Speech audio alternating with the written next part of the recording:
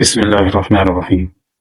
فرمان مصطفیٰ صلی اللہ علیہ وسلم، صاف دل اور سچی زبان والا انسان سب سے بہتر ہے۔ عرض کی گئی، یا رسول اللہ، صاف دل والے کون ہیں؟ فرمایا، وہ متقی و پرہیزگار مسلمان جن کے دل میں ذرہ برابر نافرمانی اور بغض حسد نہ ہو۔ عرض کی گئی، اس کے بعد فرمایا، جو دنیا سے نفرت کریں اور آخرت سے محبت۔ رسول اللہ صلی اللہ علیہ وسلم نے فرمایا، گناہوں سے توبہ کرنے والا ایسا ہے جیسے اس نے گناہ کیا ہی نہیں۔ دوسری حدیث میں ہے، رسول اللہ صلی اللہ علیہ وسلم نے فرمایا، اللہ تعالیٰ کے لیے بعض لوگ ایسے ہیں جیسے کسی کے گھر کے خاص لوگ ہوتے ہیں۔ صحابہ کرام رضوان اللہ علیہم اجمعین نے عرض کیا، وہ کون ہیں یا رسول اللہ؟ ارشاد فرمایا، قرآن شریف والے، کہ وہ اللہ والے اور اس کے خاص لوگ ہیں۔ صلی اللہ علیہ وسلم نے فرمایا، بہترین اور بدترین لوگ۔ نبی کریم صلی اللہ علیہ وسلم کا ارشاد ہے، تم میں سے سب سے بہتر وہ ہے جس سے خیر کی امید ہو اور اس کے شر سے امن ہو، اور سب سے بدتر وہ ہیں جس سے خیر کی توقع نہ ہو اور اس کے شر سے امن نہ ہو۔ دوسری جگہ صلی اللہ علیہ وسلم نے ارشاد فرمایا، کیا میں تمہیں ایسی چیز نہ بتاؤں جو روزہ، صدقہ اور نماز کے درجہ سے بہتر ہے؟ عرض کیا گیا، ضرور۔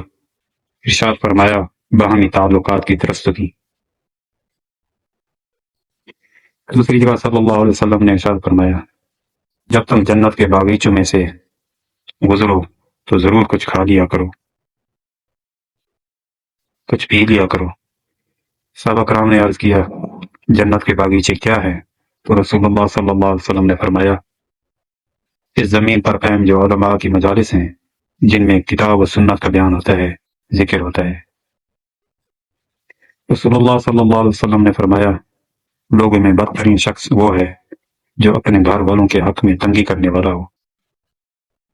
دوسری جگہ صلی اللہ علیہ وسلم نے ارشاد فرمایا، زیادہ مال جمع کرنے والے لوگ اللہ کی نظر میں حقیر ہیں، مگر کثرت سے صدقہ کرنے والے اللہ کی نظر میں محبوب ہیں۔ ایک جگہ نبی کریم صلی اللہ علیہ وسلم نے ارشاد فرمایا، دل کی سخت کیوں ہوتا ہے؟ اللہ تعالیٰ کے ذکر کے سوا زیادہ گفتگو نہ کرو، کیونکہ اللہ تعالیٰ کے ذکر کے بغیر زیادہ کلام کرنا دل کی سختی کا باعث ہے، اور سخت دل آدمی اللہ تعالیٰ سے بہت دور ہوتا ہے۔ ایک جگہ نبی کریم صلی اللہ علیہ وسلم نے ارشاد فرمایا، جو کسی شخص کی بیوی کو اس کے خلاف بھڑکائے وہ ہم میں سے نہیں۔ ایک جگہ نبی کریم صلی اللہ علیہ وسلم نے ارشاد فرمایا، تم اللہ کی طرف رجوع کرنے کے لیے قرآن سے بڑھ کر کوئی اور ذریعہ نہیں پا سکتے۔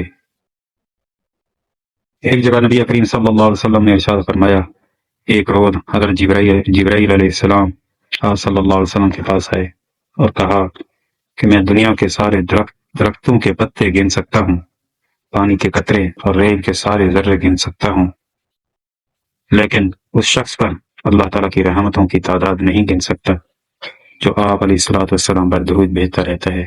سبحان اللہ۔